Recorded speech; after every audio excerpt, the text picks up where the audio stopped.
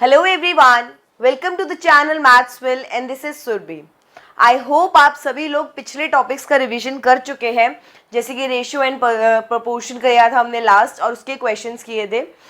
सबका प्रॉपरली वो topic clear हो चुका है. तो आज हम चलेंगे अपने नए टॉपिक पर, परसेंटेज.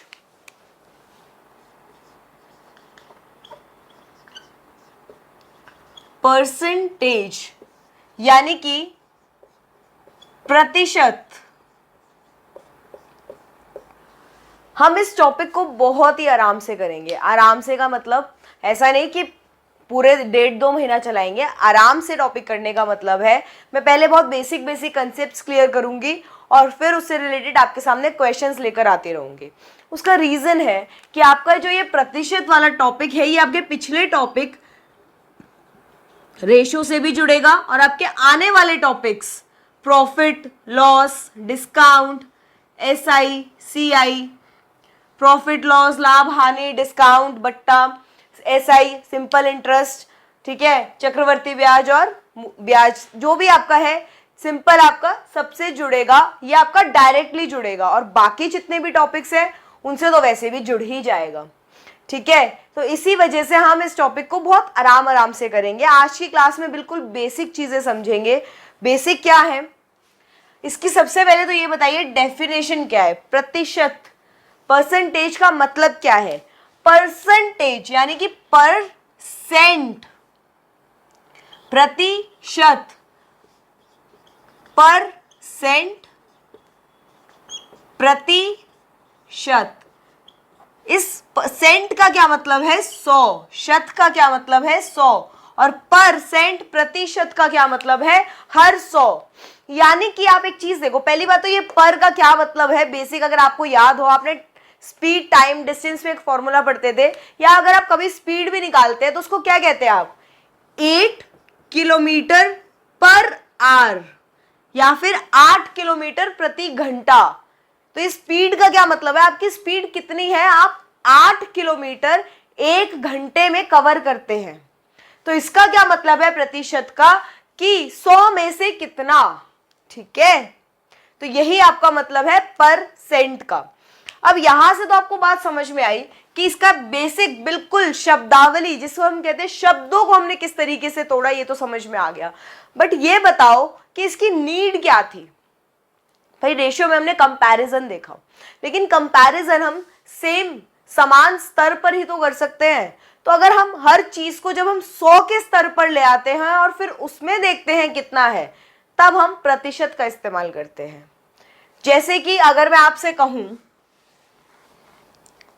45%, 45%, तो इसका क्या मतलब है कि 100 में से 45, मैं कहूं 45% लोग, 45% लोग, तो लोग सिर्फ 100 ही थोड़ी है, लेकिन मैंने उन लोगों को 100 में बांट दिया. तो जब मैंने बांटा तो उस हिसाब से मैंने आपसे कहा या 100 में वर्गीकृत कर दिया. तो जब एक ग्रुप में देखा तो उसमें 45 लोग थे. अब वो आपने जिस भी बेस पे सर्वे किया हो उस पर डिपेंड करता है, लेकिन फिलहाल कहने का क्या मतलब है, या यूं कहिए 100 में से आपके अंक आए 45, जो ये अंक है ये 100 में से हैं, तो आपने बता दिया 45% आपके मार्क्स थे. अब एक बात बताओ, अगर मैं आपसे कहूं आप और आपका दोस्त, आप दोनों ने अपने अपने स्कूल में एक टेस्ट दिया. भाई कभी कभी कोइंसिडेंस हो जाता है, इत्तेफाक से ऐसा होता है कि हमारे घर के पास जो दोस्त हैं वो अलग अलग स्कूल्स में होते हैं. तो ऐसा होता है कि भाई कल तेरा भी एग्जाम है, हाँ यार कल मेरा भी एग्जाम है, तो ठीक है चलो फिर पता करते हैं कि किसके कितने नंबर आए. अब आपके नंबर आए 25 और आपके दोस्त के नंबर आए 35. तो आप ये बताओ आप में से, आपके दोस्त में से किसके बेहतर नंबर है. क्या आप बता सकते हो? नहीं बता सकते. अगर आपको देखकर ऐसा लग रहा है कि आपका दोस्त बेटर है उसके क्योंकि 35 नंबर आए हैं, तो आप बहुत गलत है. क्यों? क्योंकि आपको ये मालूम ही नहीं है, आपको ये मालूम ही नहीं है कि आपका और आपके दोस्त का पेपर कितने कितने नंबर का था. क्या पता आपका पेपर तो रहा हो 25 नंबर का और उसमें से आपके 25 में से पूरे 25 आए हो, और आपके दोस्त का पेपर रहा हो 70 नंबरों का, यानी कि 70 अंकों का, तो आपके दोस्त के नंबर कितने आए हैं? 50%, और आपके कितने नंबर आए हैं? 100%। अब बताओ कौन बेहतर है, आप या आपका दोस्त? भाई जिसके 25 में से 25 नंबर आए हैं वो बेहतर है, जिसके 70 में से 35 नंबर आए हैं? ऑफ कोर्स 25 में से 25 वाला। तो ये हमने कैसे जाना? भाई सब आप लोगों के मार्क्स भी अलग अलग, आपके टोटल मार्क्स भी अलग अलग, लेकिन हमने क्या किया, इन टोटल मार्क्स को 100 के स्तर पर ले आए, सेम लेवल पर ले आए, और हमने उन्हें फिर कंपेयर किया, तो जाना कि बेशक इसके नंबर ज्यादा थे लेकिन इसकी प्रतिशत कम थी, और इस हिसाब से हम बेटर हैं। आई बात समझ? अब आप लड्डू बंटवा सकते हैं कि आपके नंबर ज्यादा है। ठीक है, तो मिला आपको आंसर? थोड़ा सा समझ में आया कि प्रतिशत क्या होता है? आपने आज तक प्रतिशत का सबसे ज्यादा इस्तेमाल सिर्फ और सिर्फ अपने स्कूल के में मिले हुए अंकों को निकालने में किया था, तो ये कुछ वैसा सा ही है। अब एक बात सुन के देखिए, ये तो आपको प्रतिशत का मतलब समझ में आया, लेकिन प्रतिशत और आप मतलब यानी कि परसेंटेज और फ्रैक्शन में एक बहुत ही गहरा संबंध है। फ्रैक्शन यानी कि भिन्न में, इनमें बहुत गहरा संबंध है। वो क्या है कि हम भिन्न को परसेंटेज में और परसेंटेज को फ्रैक्शन में बहुत इजीली कन्वर्ट कर सकते हैं, और उसके हमें क्या जरूरत रहती है? सिर्फ समझने की, कंसेप्ट पता हो। देखो 45% मैंने खुद लिखा, 45/100, तो ये किस फॉर्म में है? ये P/Q की फॉर्म में है, और वो कौन सी फॉर्म है? फ्रैक्शन फॉर्म, भिन्न की तरह लिखा हुआ है हम लोगों ने P/Q फॉर्म में। अब अगर आप लोगों को पता हो, मैंने रेशो में भी ये बात बताई थी कि कोई भी रेशो या कोई भी फ्रैक्शन जब तक पूरी तरीके से रिड्यूस नहीं हो जाती, रिड्यूस यानी कि को प्राइम नंबर्स उसके नहीं आ जाते, तब तक वो फ्रैक्शन नहीं कहलाएगी ढंग से। तो हम जब इसको रिड्यूस करेंगे, तो हमने यहां देखा, यहां आया 9 और यहां आ गया आपका 20। ये 9/20 क्या है? ये 9/20 है इस 45% की फ्रैक्शन फॉर्म। क्या है? 45% की फ्रैक्शन फॉर्म। और आपको कुछ ऐसी फ्रैक्शन फॉर्म्स है जिन्हें याद कर लेना है। क्यों याद कर लेना है? क्योंकि हमें बहुत सारी कैलकुलेशन में ये सब चीजें बहुत काम आती हैं। कैसे काम आती हैं? ध्यान से समझिए। देखो 9/20 का क्या मतलब है? भाई 100 में से 45 नंबर आए, तो अगर हम इसे 20 में लेकर आए तो 20 में से इसके 9 ही नंबर आए हैं। आई बात समझ? तो हमारी कैलकुलेशन 45 और 100 से छोटी होकर 9 और 20 की आ गई। एक तो ये रीजन होता है। दूसरा रीजन क्या होता है? हमारे पास बहुत कठिन वाले आते हैं। कुछ आपने देखे ऐसे वाले आते हैं आपके पास, 11 1/3% या 11 1/9%। ये सब जो फ्रैक्शंस होती हैं, ये सब जो परसेंट होते हैं, अगर आपको इनका फ्रैक्शन पता हो तो आप बहुत इजीली इन्हें सॉल्व कर सकते हैं। तो इसीलिए हम आपको आज वो भी सिखाएंगे कि मैं आपको बहुत ज्यादा याद करने को नहीं दूंगी। बहुत सारे टीचर्स बहुत बड़ी बड़ी टेबल्स बना देते हैं और फिर कहते हैं बच्चों याद कर लो। मैं आपको सिर्फ वो याद करवाऊंगी जो आपसे इजीली याद हो भी जाएंगी और आपको समझ में भी आ जाएंगी, और सबसे बड़ी बात जो आपके क्वेश्चंस में एक्चुअली यूज भी होंगे, क्योंकि वही इंपॉर्टेंट भी है। ठीक है, तो आज चलते हैं आपके फ्रैक्शन टू परसेंटेज या फिर परसेंटेज टू फ्रैक्शन। आप ध्यान रखिएगा, परसेंटेज से फ्रैक्शन जाना है, फ्रैक्शन से परसेंटेज जाना है, दोनों पॉसिबल है और दोनों ही जरूरी है जानने। ठीक है, तो चलते हैं फिर। देखो स्टार्ट करें तो क्या बना सकते हैं हम टेबल? 1/2 ये किसके बराबर होगा? फ्रैक्शन को अगर आपको परसेंटेज में चेंज करना है तब आप क्या करते हैं? अभी आपने देखा 9/20, जब आपने ये लिखा तो आप इसको अगर 100 से गुणा कर देंगे तो आपका फिर से आ जाएगा 45%। कैसे? ये कटा 5 और ये आ गया 45%। तो इसका मतलब 45% 9/20 के बराबर है, और ये ऐसे भी पॉसिबल है और ऐसे भी पॉसिबल है। ठीक है, तो जानते हैं फिर।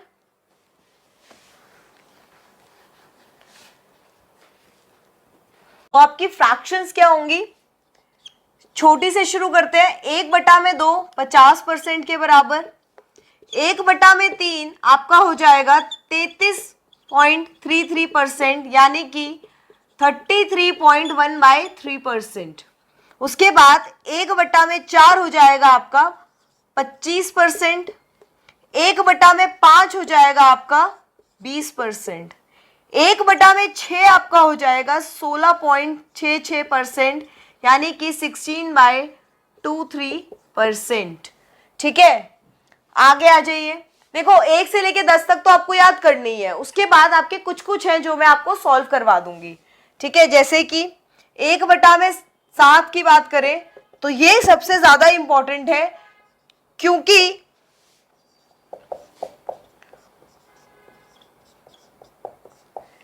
इसके ऊपर आपको मैं क्वेश्चंस भी बताऊंगी कैसे आते हैं और ये आपको कैसे हेल्प करती है।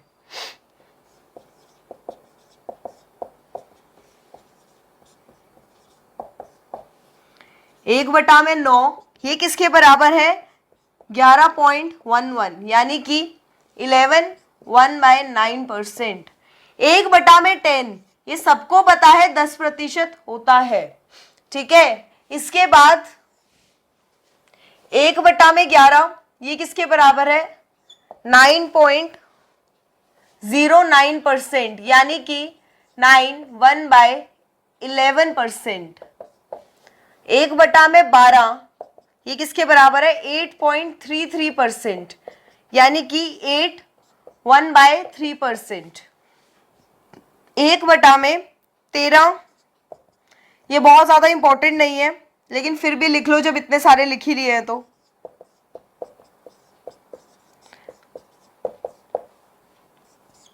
1/15, 6.2/3%। उसके बाद 16, 20, 25 और 50 ही जरूरी है। 16, 20 और 25, इसे नोट कीजिए, फिर मैं बाकी बताती हूं। इसमें से अगर मैं कहूं इंपॉर्टेंट कौन सी है, देखो ये आपको याद रहेगी, ये आपको याद होनी चाहिए, ये इंपॉर्टेंट है। ठीक है, ये आपको याद रहेगी, ये आपको याद रहेगी, ये इंपॉर्टेंट है, ये इंपॉर्टेंट है, बहुत ज्यादा इंपॉर्टेंट है रैदर। ठीक है, ये भी इंपॉर्टेंट है, ये इंपॉर्टेंट है, इस पे क्वेश्चंस बनते हैं, ये आपको याद रहेगा, ये भी इंपॉर्टेंट है। ठीक है, इस पे बहुत ज्यादा इतना कोई प्रॉब्लम नहीं है, ये कोई इंपॉर्टेंट भी नहीं है, ये बाकी सारे इतने ज्यादा इंपॉर्टेंट नहीं है, लेकिन जिनके आगे मैंने स्टार लगाया है ये इंपॉर्टेंट है, तो इसे रट लो। इसे रटने का मैं क्यों कह रही हूं यार, देखो समझो बात को ध्यान से, अगर आप इन सब चीजों को रट लेते हैं तो आप अपने क्वेश्चन में अपने कुछ सेकेंड्स बचा लेते हैं। ये जो डिविजन का कंसेप्ट आपका आता है उसमें आप कुछ कुछ अपने सेकेंड्स बचा लेते हैं। ठीक है, तो वो भी मैं समझा दूंगी, लेकिन अभी फिलहाल आप इतना इसे लिख लीजिए, फिर हम आगे वाले 3-4 फ्रैक्शन और बाकी हैं उसे और नोट कर लेते हैं।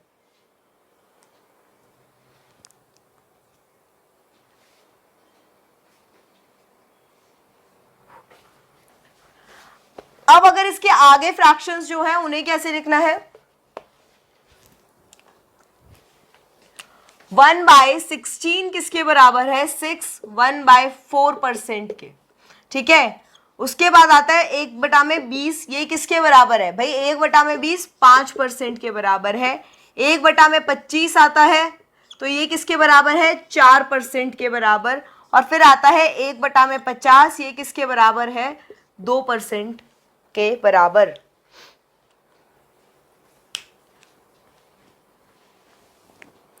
आप एक चीज देखो यहां से, अगर आप एक चीज देखना चाहें तो ये क्या है?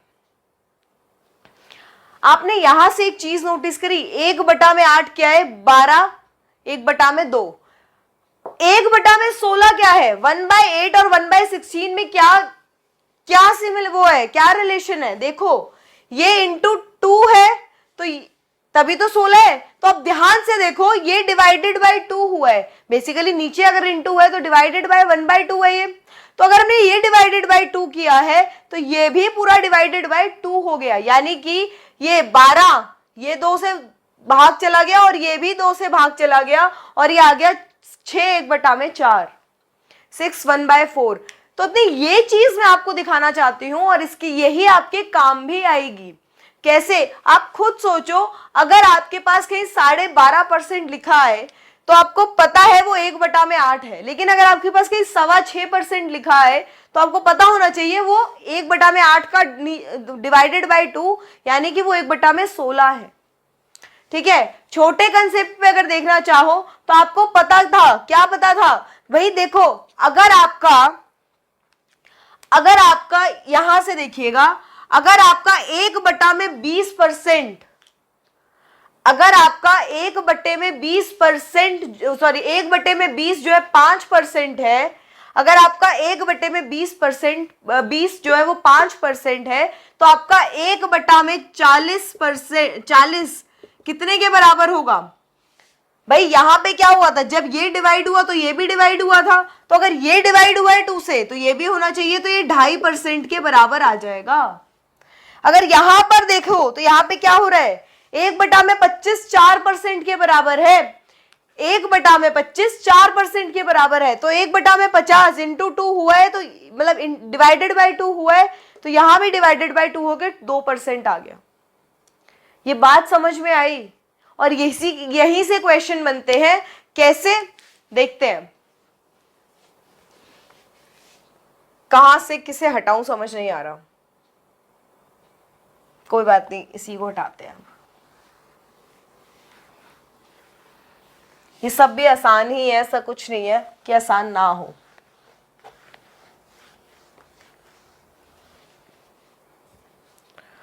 तो अगर मैं आपसे बात करूं कि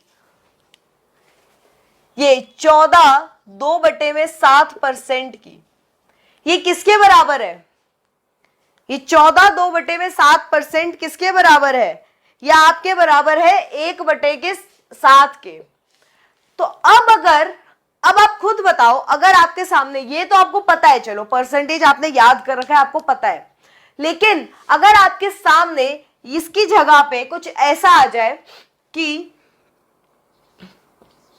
28 4/7%, और आपको किसका निकालना है, 28 4/7% ऑफ 480, तो आप क्या करेंगे, आप पहले इसको सॉल्व करेंगे, फिर आप उससे मल्टीप्लाई करेंगे। अगर आपसे 30% ऑफ 50 पूछा जाता है तो आप क्या करते हैं, आप 30/100 इंटू 50 कर देते हैं, आपका आंसर आ जाता है, यही करते हैं ना। लेकिन यहां पर क्या करेंगे, यहां पर आप पहले इसे इस इम्प्रॉपर फ्रैक्शन में चेंज करेंगे। वो कैसे चेंज करेंगे, आप पहले 28 को 7 से गुणा करेंगे, फिर उसमें 4 जोड़ेंगे, बटे में 7 और इंटू में 100, और फिर यहां पे 480 लिखेंगे। ये जो कैलकुलेशन है ये अपने आप में कितनी ट्रिकी है कि नहीं? लेकिन अगर आपको ये पता है, ये याद है, तो आपको क्या पता होगा, ध्यान से समझो, आपको क्या दिख रहा है कि नीचे 7 है, तो नीचे 7 किस में आता है, इसी में आता है। तो अगर इसमें 7 आता है तो आपको पता है ये कुछ इसी की फैमिली को बिलोंग करेगा। और अभी मैंने आपको करके भी दिखाया कि जब आपके पास कुछ ऐसा नंबर आए तो वो मल्टीप्लाई होते हैं। अभी हमने क्या किया था ना, कुछ ऐसा 1/8 और 1/16, तो ये 12.5% था। अगर ये 1/2% था तो ये 6 1/4% था। यानी कि अगर मुझे ये याद है और मुझे दिख रहा है ये 28 इसका डबल है, तो हमारी फ्रैक्शन पे भी वही सेम इंपैक्ट पड़ रहा है। अगर मुझे पता है ये क्या है, 1/16 इतना है, तो मुझे अगर यहां आना है, अगर मुझे कुछ इसका उल्टा दे दे, कुछ ऐसे, अगर मुझे कहे 6/1, ये 6 1/4% जो है, ये इसको फ्रैक्शन में, इसकी फ्रैक्शन मुझे याद है 1/16, अगर मुझे कहे 12 1/2% निकाल दो, तो मैं क्या देखती हूं कि ये इसका डबल है, तो ये भी इसका डबल होना चाहिए। तो यहां पे आंसर क्या आएगा, 2 इंटू 1/16, तो ये इसका आंसर 1/8 आ गया। ऐसे यहां पे अगर देखा जाए तो यहां पर क्या होगा, तो यहां पर क्या होगा, यहां पर भी अगर आपने देखा नीचे 7 है, इसका मतलब ये इसकी फैमिली को बिलोंग कर रहा है। अब आप कैसे करेंगे, आपने देखा कि ये 7 है, ये 7 है और ये इसका डबल है, देखो ये यहां पे भी डबल हुआ और ये यहां पर भी डबल हो गया, तो इसके हिसाब से अब ये क्या होना चाहिए, तो इसका मतलब क्या है 2 इंटू 1/7 होना चाहिए। अब आपके पास सीधा 2/7 और 480 आ गया। अब आपके पास डायरेक्टली 2/7 इंटू 480 आ गया और ये आपको एक्चुअली फायदा करता है। यहां पे आप इसको सॉल्व करते, उसकी बजाय आपने डायरेक्ट लिखा। मैम ये तो आपने समझा दिया, पर हमारे पास और भी बड़े बड़े ऑप्शंस आते हैं, तब क्या करेंगे? जैसे कि, बिल्कुल मैम, जैसे कि अगर हम कहें कि अगर ये यहां पर 4 हो जाता, 4 का क्या मतलब है,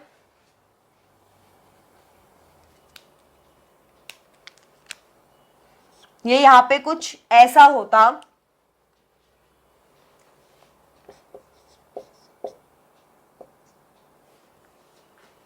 या आपके सामने कुछ ऐसा होता परसेंट, तब कैसा करते मैम?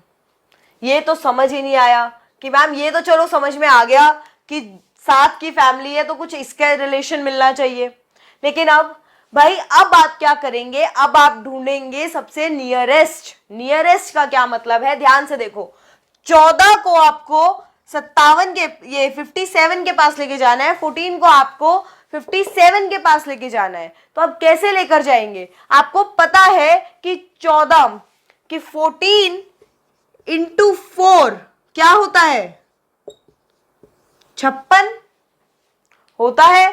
तो अगर मैं इस पूरे नंबर को इसके पास लेके जाना है तो मुझे इसे 4 से मल्टीप्लाई करना पड़ेगा। अब आप देखो इसको कैसे करते हैं, हमने अभी क्या किया था वहां पर, फिर से ध्यान से देखना, हमने क्या किया था, जब हमने 6 1/4 को इंटू 2 किया था तो ये 12 और ये 2/1/2 आया था। तो ये क्या हुआ था यहाँ पे, भाई इसको पहले मल्टीप्लाई किया और इसको भी मल्टीप्लाई किया, तो ये 12 हुआ और ये 2/4 हुआ, जो सॉल्व होके ऐसे आया हमारे पास। तो अब अगर हम इसे 4 से मल्टीप्लाई करते हैं तो हमारे पास और क्या आएगा, हमारे पास इसको यहां आएगा 56, यहां आएगा आपके पास 8/7 परसेंट।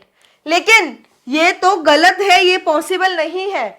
मिक्स्ड फ्रैक्शन में प्रॉपर फ्रैक्शन ही होती है, ये जो फ्रैक्शनल वाला पार्ट होता है ये इम्प्रॉपर नहीं हो सकता। तो इसमें क्या करते हैं, 56 प्लस ये 8/7 है, तो इसको सॉल्व करते हैं, 56 प्लस 1 1/7। अब आप इसमें ये नॉन फ्रैक्शन वाले पार्ट्स प्रॉपरली ऐड कर सकते हैं और अब आपका बन जाएगा 57 1/7%। तो आपने देखा, लेकिन ये चीज मैंने आपको यहां पर दिखाने के लिए समझाई, आपको वहां पे अपनी कैलकुलेशन पे इतनी प्रैक्टिस करनी है इन सब चीजों की कि आपको वहां पर अपनी कैलकुलेशन पे इतना कॉन्फिडेंस हो कि आपको दिख जाए 14 से 57 आपका 4 पे जा रहा है, 4 के आसपास है, तो यही होगा। आंख बंद करके आपको सीधा इसकी फ्रैक्शन को 4 से मल्टीप्लाई करके 4/7 लिखना है और ये इसके बराबर होगा। क्लियर है आप सभी को, समझ में आया? मैंने दोनों तरीके के आपको समझा दिए कि एक जो नॉर्मल कि 28 के हिसाब से होता 28 2/7%, तो 2/7 हो जाता, लेकिन अगर डायरेक्टली ना दिख रहा हो तो आस पास लेकर जाएंगे वो वैसा ही आएगा। इससे गंदा आपके पास परसेंटेज नहीं आ सकती, वो सिर्फ आपके परसेंटेज और रेशियो आपके फ्रैक्शन वाले चेंजेस को समझने की कोशिश करते हैं, उससे बुरा आपको देंगे ही नहीं। तो आई होप आप सभी को ये सब क्लियर है। इसमें ये बहुत इंपॉर्टेंट कंसेप्ट है, लेकिन आप सभी को अब क्लियर हो चुका है और अब आप फ्रैक्शन के महत्व को समझ चुके हैं परसेंटेज में। क्लियर? तो अब आगे चलते हैं कुछ और चीजों पे, ताकि हम कल के क्वेश्चंस काफी ज्यादा तैयार कर सके। मतलब सिर्फ एक या दो क्वेश्चन तो हमें करने नहीं होते एक क्लास में, कम से कम 7-8 क्वेश्चन तो करें। तो उसके लिए हम एक टॉपिक और कर लेते हैं साथ में।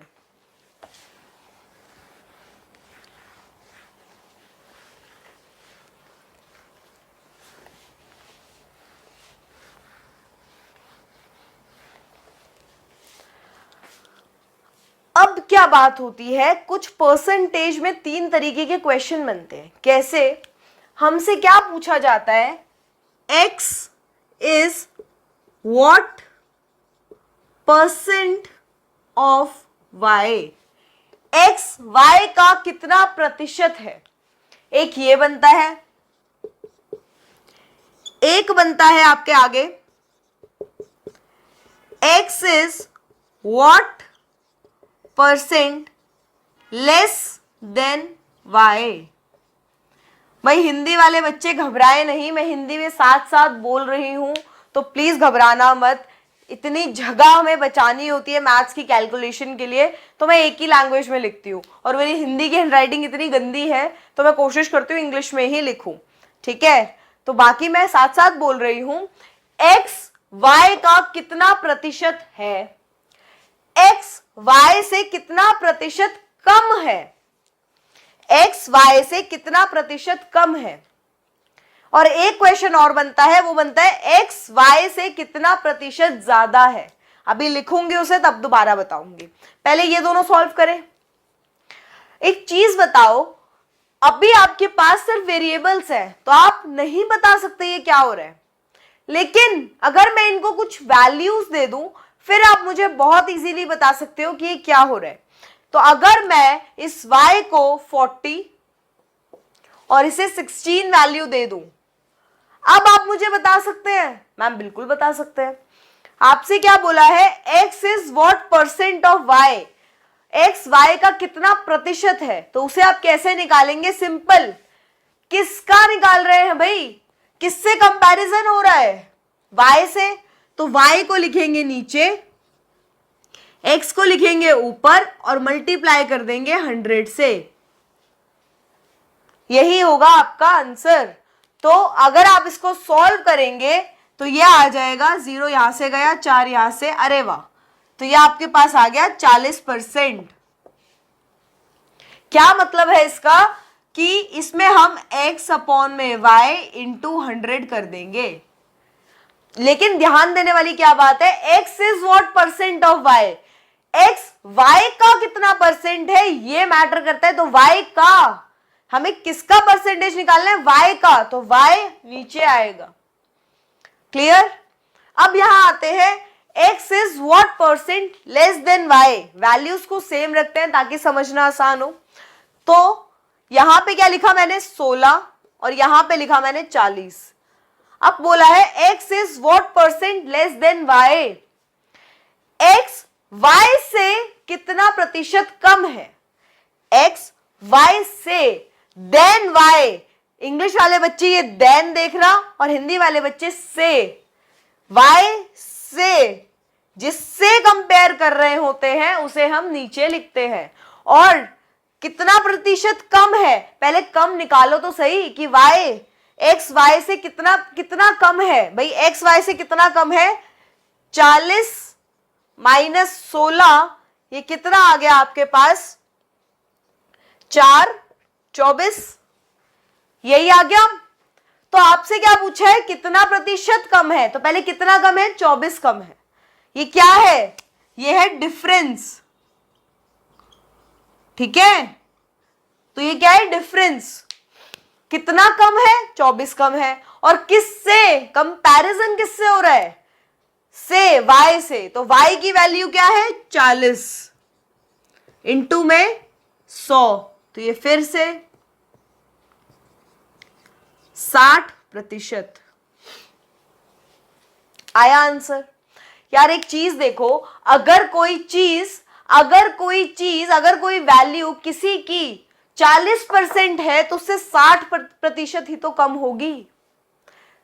ये चीज को थोड़ा विजुअलाइज करो, मैथमेटिकल एप्टीट्यूड, ये गणितीय आपके जो दिमाग में एक होना चाहिए कि आपके एक कंसेप्ट बेस्ड होने चाहिए। आपकी मैथ्स बेसिकली आपको ऐसे नहीं आती, आप रियल लाइफ एग्जांपल से जोड़िए उसे। अगर कोई चीज किसी दूसरी चीज की 40% है, 40% है, तो उसे किसी और चीज, उसी चीज से 60% कम होना पड़ेगा, तभी तो वो 40% होगी, है कि नहीं? तो ये वही कहानी है यहां पर। क्लियर आया से वाला कंसेप्ट? अब जो हमारे पास तीसरा टाइप आता है वो क्या आता है कि x is what % more than, या नहीं, यहां पे y आ जाएगा। अब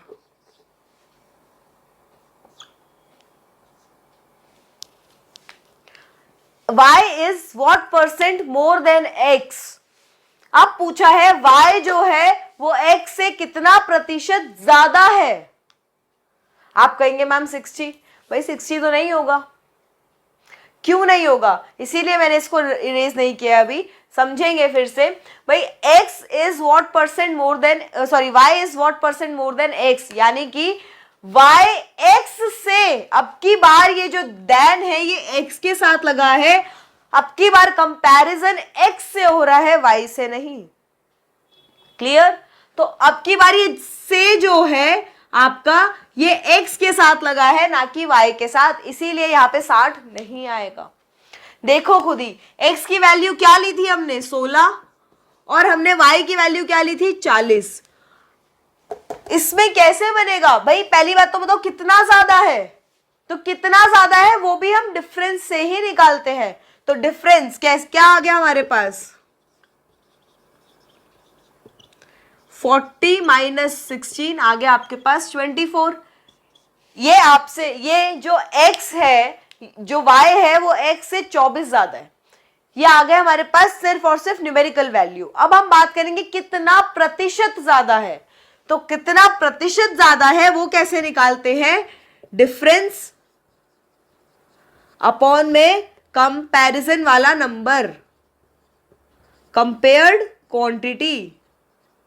हिंदी वाले बच्चे लिख लो, जो डिफरेंस आता है, जो घटाने के बाद हमारे पास आंसर आता है वो, और उसके नीचे हम जिससे कंपेयर कर रहे होते हैं, जिससे तुलना की जा रही होती है, वो वाली क्वांटिटी इंटू 100।